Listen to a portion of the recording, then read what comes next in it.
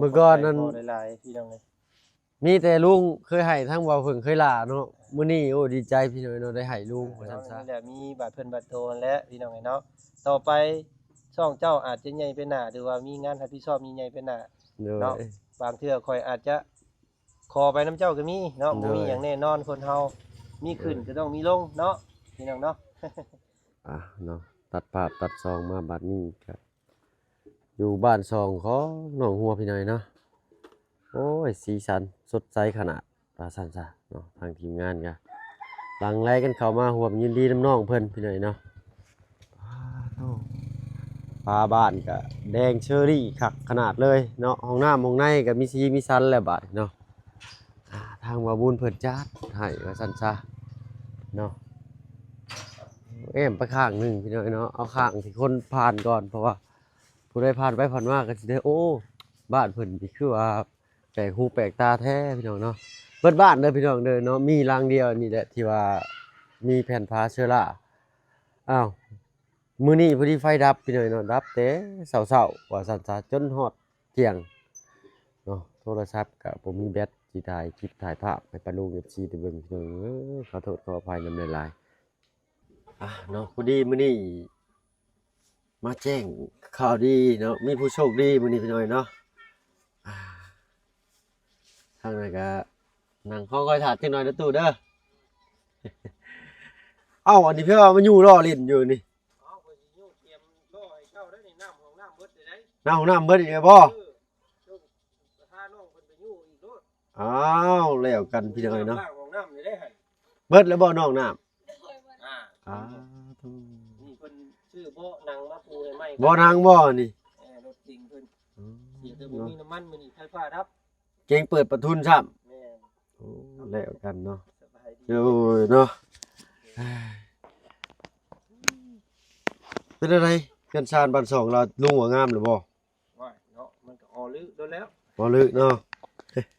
งามแล้วพี่น้องเอ้ยก็งามตามรูปทรง เด้อ เขาเพิ่นเฮ็ดไว้เนาะ เพราะว่าโครงสร้างบ้านเรือนน้องเพิ่นนี่ก็แข็งแรงเนาะยามมาเพิ่มมันไม่เส้นเขาซื่อ กับไม้เสื้อลาอย่างเนี้ยกับ โดย กับหูกับตากับคิ้วกับข้างเพิ่นนี่แหละ โดยมีหน้าต่างพี่น้อยเนาะบานประตอกประตูยังติดบ่ทันแล้วเหลืออีกข้างหนึงพี่น้อยเนาะ โดยว่าไฟดับก่อนมื้อนี้ โดย มาบ่ได้ยินฮอดเสียงตอกตะปูสร้างซ้ำมื้อนี้ แล้วกัน ซ้ำม้อยพี่น้องเอ้ยสร้างงาน ดับแต่เช้าๆได้เนาะ แม่นตั้งแต่เฮาอยู่ห้องนอนพุ่นเจ้าสังเกตว่าเจ้านอนฮ้อน บ่ฮ้อนได้แต่ว่าแบตโทรศัพท์บ่มี โอ้ จะได้แล่นหา power bank นะเพิ่นพี่น้อยเนาะ มันดับตั้งแต่ประมาณ เลย 6 โมงเช้าเนาะจนประมาณ6 โมงแลงนี่ยังบ่มาอยู่นี่ อ๋อโทษ จะสิเฮ็ดจังไดแล้วมื้อแลงเราสิจกหูจกตากันนอนก็บ่แฮงอีกเนาะ คือสิบ่ฮ้อนดอกเนาะคือสิบ่ได้ใช้พัดลมดอกพี่น้อยเนาะเพราะว่าช่วงนี้ก็พัดลมเริ่มออกแล้วบ้าห้องน้ำนี่ไผเป็นคนทาสีอันนี้ ว้ายว่าได้ข่อยคือเห็นน้องหัวเพิ่นได้งมอยู่เมื่อกี้นี่ น้องหัวบ่ทานี่ ว้าย แม่นบ่ บ่เพิ่นสร้างภาพซื่อๆเพิ่น โอ้ แต่ แต่ ง ง ทั้ ทั้ ง ง ล ล ม มเพิ่นเอาแป้งปัดเอ้าเนาะเข้าเรื่องกันเลยก็แล้วกันพี่น้อยเนาะพอดีทางอันพอลุงใจดีทางต่างประเทศเพิ่นเนาะให้เบาเพิ่งมอบหมายให้เบาเพิ่งไปจอยครอบครัวหนึงพี่น้อยเนาะครอบครัวน้องห้างกับเบาอาเจียงเนาะแล้วก็ให้ทางลุงนำพี่น้อยเนาะเอาใช้ เนาะนั่งตะหมอกตอกขาก่อนแล้วซั่น โดยก็ใช่ละหาก่อนเนาะ อยู่นี่แหละเนาะมุมมัน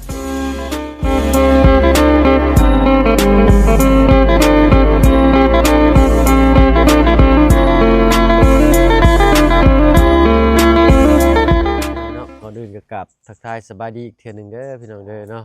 สบายดี เป็นทางพอลุงใจดีทั้งฝั่งต่างประเทศลุงให้เพิ่นให้อันทั้ง500,000 1 2 3 4 5เจ้าอันนี้เป็นน้ำจิตน้ำใจทางพอลุงเพิ่นเนาะโดย เมื่อก่อนนั้น หลายๆพี่น้องเลย มีแต่ลุงเคยให้ทั้งเว้าเพิ่งเคยล่าเนาะมื้อนี้โอ้ดีใจพี่น้อยเนาะได้ให้ลุงว่าซั่นซะ โดย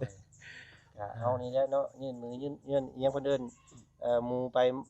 ยืน แม ห ว มูยื มา นไก่ยืนหมูยืนแมวโดย เว้าหยอกพี่น้องเอ้ยเนาะ โดยโดย เนาะนี่แหละมีบาดเพิ่นบาดโทนและพี่น้องเอ้ยเนาะต่อไปช่องเจ้าอาจจะใหญ่ไปหน้าหรือว่ามีงานรับผิดชอบมีใหญ่ไปหน้า โดย เนาะบางเทื่อข่อยอาจจะขอไปน้ำเจ้าก็มีเนาะบ่มีหยังแน่นอนคนเฮามีขึ้นก็ต้องมีลงเนาะพี่น้องเนาะ โดยคือน้ำนี่แหละ โดย น้ำออกแกงก็ล้นเนาะบัดมันบกก็บกคือกันคนเฮาก็คือกันพี่น้องไอ้เนาะก็บ่มีไผเสมอปลายไปตลอดไปเนาะก็มีมือขึ้นมือลงคือกันเด้อเนาะ โดย เจ้า อันนี้พ่อเพิ่นให้ในเนื่องโอกาสหยังเนาะอันนี้เนาะ อ่าจังว่าเพิ่นบ่ได้บอกอะไรเพิ่นบอกแต่ว่าอันให้ทางอันดุงจันทร์500,000เนาะทางบ่เพิ่งก็500,000คือกันพี่น้องเนาะโอ้ขอบคุณทางพ่อลุงเพิ่นหลายๆจ้า สาธุสาพี่น้องไอ้เนาะก็คือพ่อเพิ่นก็คือสิให้ค่าโครงค่าห้องเนาะค่า ซอย ซื้ออ ค่า ยู่ ห้ ซื้ อ อง กิน ค่าหยัง ยิบ นี่ ยื่น แหละ เบื้องต้นนี่แหละ เลย ตามเบิ่งเนาะก็ทางวัดจันทร์ก็สิจัดสรรเอาเงินส่วนนี้เนาะไปใช้ในทางที่เป็นประโยชน์ที่สุดด้วยกันเนาะเป็นสิ่งขับเคลื่อนเด้อน้ำเมืองน้ำมันนี่แหละพี่น้องเอ้ย โดย เนาะถ้าบ่มีสิ่งขับเคลื่อนก็ไปใส่กันยากเฮาก็ได้พี่น้องเอ้ยเนาะก็โอ้ยเอ้าเนาะบ่มีหยังตอบแทนพอเด้พี่น้องมีแต่คำเว้าคำจาเด้อเนาะขอให้พออยู่พุ่นก็จงอยู่ดีมีแฮงเนาะจงมีแต่ความสุขเนาะสุขกายสบายใจเนาะปรารถนาสิ่งใดก็ขอให้สมใจปรารถนาทุกสิ่งทุกอย่างเนาะก็ทานมาให้ลูกซำนี้เนาะก็ขอให้ผลบุญเนาะกลับคืนหาพอ 100 เท่าพันเท่าพู้นเด้อเนาะพี่น้องเอ้ยถ้าลูกเนาะถ้าว่าจันเนาะเฮ็ดผิดพลาดประการใดเนาะบริหารงานซักซ่าลงลืมๆจังใดก็กราบขอโทษขออภัยพ่อหลายๆเด้อเนาะสาธุโดยขอบใจหลาย ถ้าว่าเพิ่นก็บ่มีหยังตอบบุญแทนคุณมีแต่คำเว้าคำจาแล้วก็คำอวยพรได้ใช้นี่แหละเนาะให้อยู่เย็นเป็นสุขความเจ็บจะสุดได้เด้อความไข้จะสุมี ๆ ให้บ่ให้ผ่านมันบ่ให้เบียดทั้งพ่อลุงทั้งฝั่งต่างประเทศเพิ่นเนาะที่สำคัญอายุมั่นขวัญยืนความเจ็บจะสิได้เนาะไปทางใดมาไสก็ให้ตลอดปลอดภัยเด้อทางพ่อลุงเพิ่นเนาะสาธุสาธุ ผมขอบใจทั้ง โดย เวลานํพี่น้องเอ้ยเคยให้แต่เพิ่นมื้อนี้เพิ่นให้เนาะ โดย โอ้ถือว่าเอ้าเป็นจักเทื่อแล้วเจ้าให้ข่อยนี่ นักก็เทื่อแรกนี่แหละ โอ้เนาะถือเลขแหกมาเด้อนี่พี่น้องเอ้ยเอา เล ขอย ให้ เลย เป็น เล เงิ ย น เนาะ คำหน้าคุณหลังเด้อว่าเวลาเด้อ โด เนาะ ย เอา โดย เป็นสะพานบุญให้ เอา พ่อเพิ่นต่อไปพี่น้องเอ้ย โดย เนาะก็สิพาไปหาน้องหั่งเพิ่นนี่แล้วตอนนี้ก็ได้ โดย เพราะว่า คัดสั้นก็มีแต่ให้ลุงกับบุญไปก่อนเดี๋ยวค่อยสิย่างน้ำลัง เพราะว่าเกตน้องหั่งนี่ก็ถือว่าน้องหั่งน้องเกียงเพิ่นนี่ก็ถือว่ามีเรื่องราวบ่ค่อยจะแฮปปี้ปานใด โดย เนาะมันก็คล้ายๆแบบว่ามีบุญอยู่แล้วนะพี่น้องแต่ว่า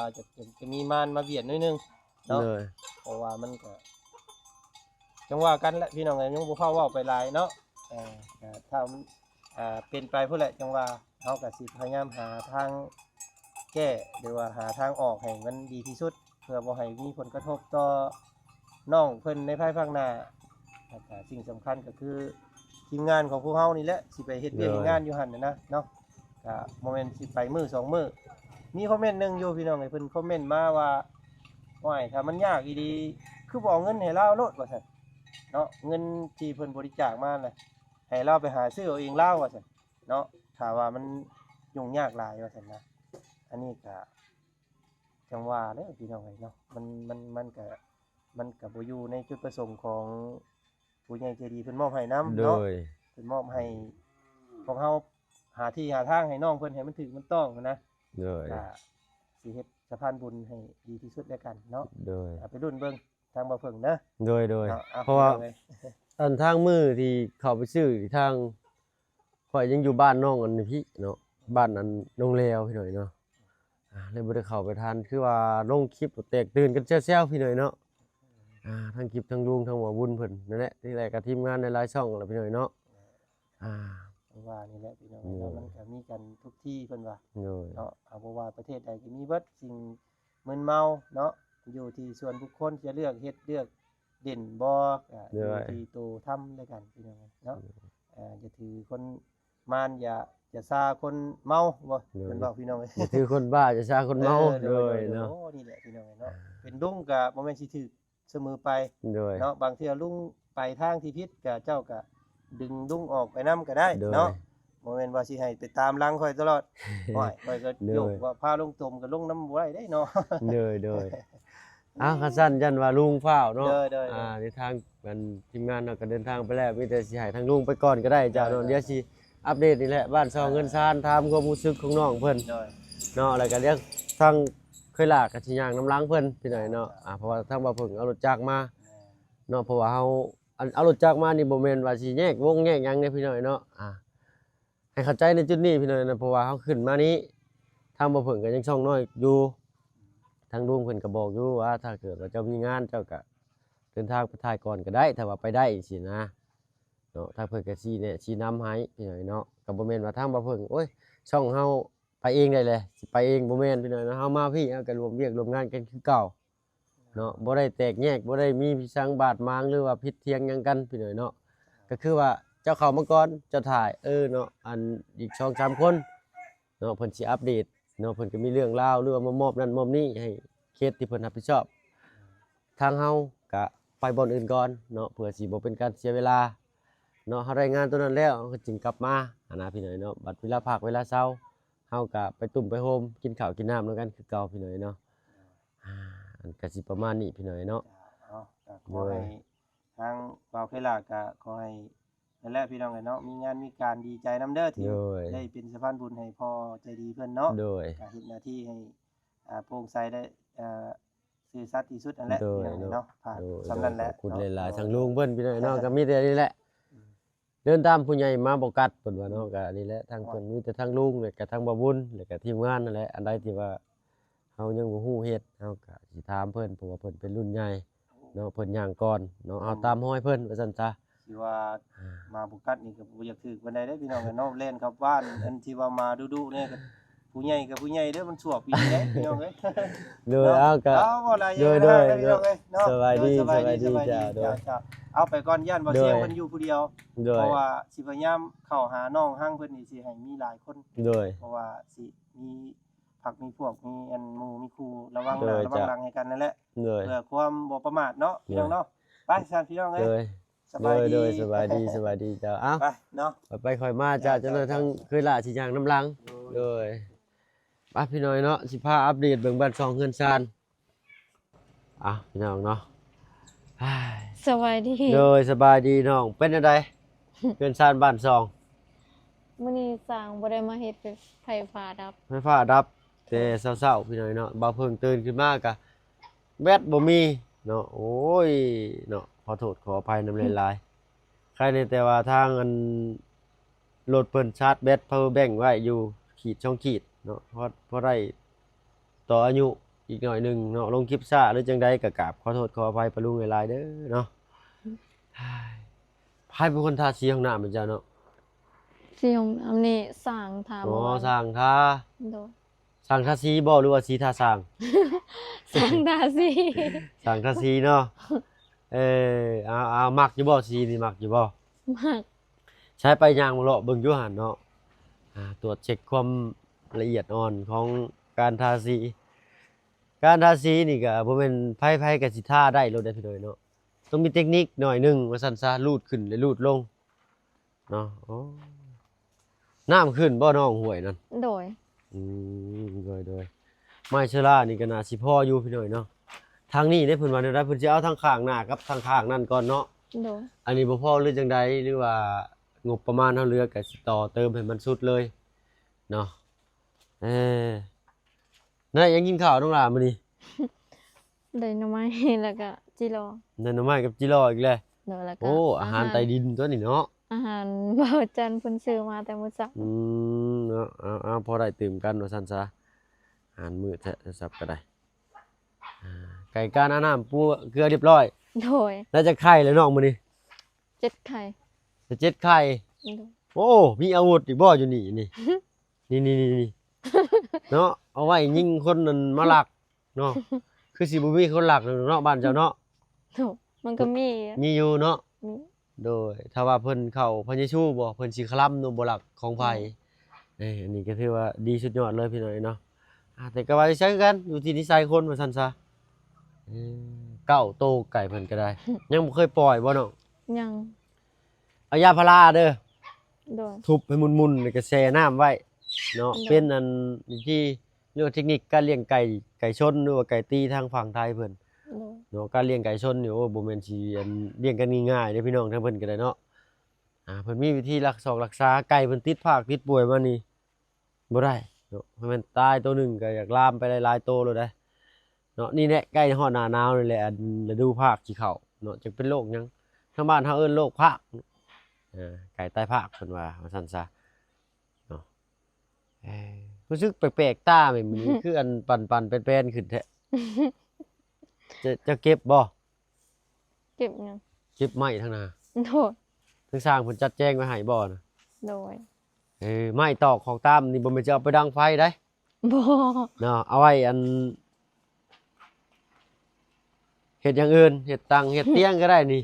เวลาไม้เศษไม้หยังเอามาให้เพิ่นเฮ็ดเตียงให้ไม้จักตัวหนึงพอหามออกหามเข้าได้เนาะ โดย เตียงนี่เพิ่นก็สิฮักแลบ่ฮักแลพี่น้องเอ้ยเนาะ เพิ่นปวกกินเบิดเลยบ่ อืมถ้าว่าขาดเรือหยังก็แจ้งทางบ่บุญเพิ่นเด้อน้องเด้อ โดย เนาะเพราะว่างบทั้งหมดทั้งมวลนี้เนาะสมทบบ้านน้องเพิ่นนี่มีแต่บ่าวบุญผู้เดียวพี่น้อยเนาะโอ้ดีอกดีใจน้ำลายเป็นอะไรสีนี่ งาม งามเนาะอ้อเนาะอ้อลึเนาะเอาผู้ที่ติดใบประต่างประตูเข้าไปแล้วก็สิมีความแปลกหูแปลกตาอีกบาดนี้เนาะโอ้ยทั้งตู้เมไปใช้เด้อนี่ แม่ไปอาบน้ำ ไปอาบน้ำ เนาะ โอ้เพิ่นอาบแต่เว้นเท่านั้นเนาะถ้าว่าผู้แซ่บผู้สาวหรือว่าผู้บ่าวผู้แพ้วเพิ่นสิไปตอนค่ำๆเนาะน้องเนาะ แม่น โดยต่อไปบ่เพิ่งก็คือสิบ่ได้ถ่ายให้ปะลุง FC เบิ่งนั่นแหละพี่น้อยเนาะเพราะว่าเพิ่นว่าบ่ภาพบ่สมควรเนาะบ่เหมาะแต่ว่าเป็นเรื่องปกติเนาะน้องเนาะที่ว่าเพิ่นเอาสินเขียนเอิกกับอาบน้ำเนาะน้องเนาะ แม่น โดยทั้งนี้สิแบบนี้พี่น้อยเนาะอาบน้ำอยู่ริมถนนใหญ่เช่นกันพี่น้อยเนาะบางคนเพิ่นก็บ่ได้หัดเอาเอิกหัดเอาแต่แอวผู้หญิงกันเนาะแต่ว่าผู้ที่มีอายุใน30-40ขึ้นไปเนาะมันเป็นเรื่องธรรมดาเด้อพี่น้องทางนี้ฮะเนาะขอโทษขออภัยในเวลาถ้าว่าภาพมันบ่สมควรก็ได้ไม่สิล่ะนี่ได้สนอมาเบิ่งอยู่เรือหลายอยู่ใช่1 2 3 4 5 6 7 8 9 10 11 12ประมาณ13แผ่นต่อข้างเนาะเพื่อตัดเพื่อบากหยังก็สิเบิดบ่หลายเบิดได้13แผ่นละ13 70โอ้ข้างหน้าอีกบ่อีก13น่ะสิลดอยู่ประมาณ8เนาะหรือ10 8หรือ10นี่แหละเนาะเพราะว่ามันสั่นก็สิโอ้ยพออยู่เรือโอ้ยฮอดทางหลังเลยซะน้องเอ้ย เนาะคำนวณแบบคร่าวๆเนาะตัวเลขแบบกลมๆว่าซั่นซะบ่ได้คำนวณวิศวกะเอาหั่นนะ เหมือนวิศวกรนะพี่น้อยเนาะแล้วก็มีอันนี้พี่น้อยเนาะทางไลน์ทางคอมเมนต์ทางไลน์ช่องอยู่พี่น้อยเนาะอันว่าอยากให้เฮ็ดอันนี้ใหม่เพิ่นแน่ว่าซั่นซะเนาะโอ้ก็เบิ่งงบตัวว่าเฮ็ดตัวอันจุดหลักๆเลยก็คือทางผู้ใหญ่ใจดีเพิ่นจุดประสงค์เพิ่นเนาะทางพ่อบุญทงเนาะมาทางช่องบ่าวบุญนั้นเนาะก็เพิ่นก็จะให้เฮ็ดฟ้าไม้ฟ้าหยังนี่แหละให้มันแล้วมันทั่วก่อนเนาะน้องเนาะ โดย อันชาติอันนี้เนี่ยเอาเดี๋ยวถ้าเก็บเอาเศษไม้ตัวเก่ามาให้ทางสร้างเพิ่นต่อเติมให้ไม้เฮ็ดคือไม้ยูคาคือไม้วิกนี่แหละพี่น้อยเนาะเพิ่นเอามาสอดใส่นี่แต่ว่าเป็นไม้ยางโบงเนาะน้องเนาะส่วนมากเนาะ แม่น เหนียวพี่น้อยเนาะไม้ยางโบงนี่ก็ได้ประตูอันนั้นก็บ่มีบ่เนาะเป็นผ้าเลยบ่ แม่น เนาะบ่ได้ไปพูดเข้าดอกมื้อนี้ บ่น้ำยังบ่ทันได้ลงเลย น้ำยังบ่ลง แม่น ฝนตกทางเบียดแล้วสิไหลมาทางนี้พี่น้อยเนาะโดยแต่ทางนี้บ่ค่อยตกปานใดแต่ก็ลงเม็ดลงหยังอยู่กันน้อยแต่ว่าพายุส่วนมากสิเข้าทางเวียดตกลงใส่ภูเขาแล้วก็ไหลลงมาตามห้วยตามห้องคลองบึงซัดเข้าห้วยบ้านเฮาน้ำขึ้นไปมาหาสู่กันยากบัดนี้เนาะน้องเนาะ แม่นสิไปใส่กันยากเพราะว่าเฮาบ่มีเรือเด้ เรือก็ เจ้า เจ้า เจ้าบ่ได้มีเรือบ่ บ่ มีแต่อาศัยเรือเพิ่น แม่น ถ้าว่าเรือบ่มีฝั่งนี้ก็ลอยข้ามไปเอาคือมื้อนั้นเลย บ่เขาเจ้าใส่กระแจหมดก็เลย เพิ่นใส่กระแจไว้พี่น้อยเนาะเรือเพิ่นก็ได้คันว่าเรือลำหนึงก็บ่ได้ถึกๆบ่มีเลยได้เรือเป็นเล็กแบบของเพิ่นน่ะเนาะ มีแต่เป็นเรือพลาสติกพี่น้อยเนาะ บ่เรือเป็นเหล็กก็มีเนาะ เพิ่นขายบ่ อยู่เวียดนามก็เจ้าค่ะ อ๋อเพิ่นขายอยู่เวียดลำเท่าไหร่เนาะ บ่ โอ้เนาะแต่ว่าเป็นพลาสติกอะ น้ำหนักเบาอยู่พี่น้อยเนาะเอาพกพาไปง่ายหามไปหันไปนี่ก็ได้เอาพี่เด้พี่น้องบ้านประตูเพิ่นเนาะก็ยังอันคือว่าครบเบิดแหละบ้านน้องเพิ่นนี่เนาะเหลือแต่ว่าไฟฟ้าดับมื้อนี้ฮะเนาะแต่ข้างนี้ยังบ่ทันแล้วเนาะน้อง โดด นอนกลางคืนได้สักคนสิบ่ชองเบิ่งบ่ ใครอยากเป็นเฮือนป้าเฮือนลุงเพิ่นพี่น้อยเนาะช่อง46บ้านปงใบปงเยี่ยมประตูใหญ่ช่องทางบะบุญเพิ่นว่าเพิ่นสิใช้ให้ทางใดได้ทางขึ้นนี้ โดดแล้วก็ทางแน่อันนั้น แล้วก็ทางล่างนี้ โดด โดยทางออกขึ้นครัวนี่เนาะ โดด อ้าวเพิ่นใส่เลยบ่อันวงยืนอันหนึงน่ะ บ่มีเขาใส่แล้ว โอ้เพิ่นใส่เลยเนาะอันนั้นเป็นปิดเด้อพี่น้องปิดตึ๊บขึ้นไปนี่ปึ๊บแล้วก็เลี้ยวเข้านี่เพิ่นสิเปิดเข้าในประตูเพิ่นพี่น้อยเนาะประตูเพิ่นสิเปิดเข้าในเด้อพี่น้องเด้อ เพราะว่าเปิดนอกบ่ได้ เปิดออกนอกบ่ได้มันติดอันนี้ ระยะมันช่วงมันสั่นโพดพี่น้อยเนาะลูกตงลูกติ่งนี่ก็แต่โดนแล้วเนาะทางเฮามีแต่มาเพิ่มไม้เส้นปลาแล้วก็บ้านวงกบแล้วก็ใบประตูแล้วก็ไม้เชล่าไม่คือไม่ค้างก็เพิ่มอีก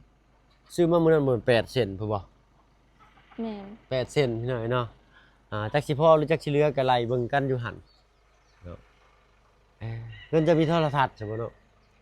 โทรทัศน์เพแล้ว โทรทัศน์พี่ โดย เหลือแต่จาน โดย เอาซุมื้อนี่เพิ่นก็บ่ได้ค่อย ต้ ใช้ องพาต่อโจกบลอเหีย ทั้งสร้างบ่นี่ แม่ เด้อสบายดีได้เด้อเด้อโอ้มื้อนี้ไฟดับเนาะโอ้แล้วกันอ๋อสิมางออกบ่นี่ฮะเพิ่นสิมางชวนทางหลังมางชวนทางหลังบ่อ้ายอ๋อมันบ่มีโจะไว้ก่อนโดยเอาเนาะพื้นไฟมาพุ่นแหละเพราะว่าเพิ่นบ่ได้ใช้ตะปูตอกพี่น้อยเนาะใช้เป็นตะปูดำน็อตยิงเลยเอาทางลูกเพิ่นออกไปก่อนพี่น้อยเนาะปึ๊บโอเคอ้าวแบดเบิดนี่มอมแมมเนาะรถแต่ละคัน เข้าออก ทางมันแห้งแน่พี่น้อยเนาะมื้อนี้ก็ได้เอาอันปีนหัวปีนกำแพงเข้ามามื้อนี้ก็ได้เนาะเขารถรูดกับตะนางหลุดไปข้างหนึงบ่เป็นหยังพี่น้อยเนาะซ่อมได้ แต่คนนี่ซ่อมบ่ได้เด้อ เนาะอ้างกันซั่นก็มีแต่ทางอ้ายก็สิเดินทางก่อนเด้อซั่นน้องเด้อ โดย เนาะเดี๋ยวพูดแล้วเข้าไปบ้านน้องอาเจืองครับน้องห้างชื่อเพิ่นพี่น้อยเนาะหรือว่าน้องขวัญเปลี่ยนชื่อเพิ่นใหม่พี่น้อยเนาะว่าเหตุการณ์ต่อไปสิเป็นอะไรก็ฝากติดตามรับชมนำแน่พี่น้อยเนาะที่ดินดอนหญ้าก็สิได้บ่อนใดเนาะจักรุ่นเบิ่งนำกันพี่น้อยเนาะคือลุงเจ้าคือลุงจันเว้าอะไรพี่น้อยเนาะคันว่าสิมอบเป็นเงินเลยก็ยันว่ายันเพิ่นบ่ได้ที่ได้ทางหรือแนวใดเนาะยันว่าได้เงินมาแล้วโอ้ยอยู่นำแม่นี่แหละลูกเอ้ยว่าซั่นอนาคตเนาะเป็นพ่อเป็นแม่ก็สิใจอ่อน เป็นลูกก็สิใจอ่อนเนาะก็เลยชื่อเป็นให้เป็นของเพิ่นเลยเป็นของครอบครัวเพิ่นมีใบมีหยังให้เพิ่นเรียบร้อยเลยจึงว่ากันเนาะแล้วก็สิเข้าไปอัปเดตบ้านน้องต้นกล้าอีกพี่น้อยเนาะเพราะว่ามีข่าวดีแจ้งน้องเพิ่นได้พี่น้อยเนาะมื้อนี้เนาะเอ้าจะได้ก็ฝากติดตามรับชมนำแน่ก็ซั่นอ้ายไปก่อนเด้อน้องหัวเด้อเนาะ โดย พบพอกันใหม่เนาะสบายดีน้องล่ะ สบายดี โดยตึมมาสั่นไป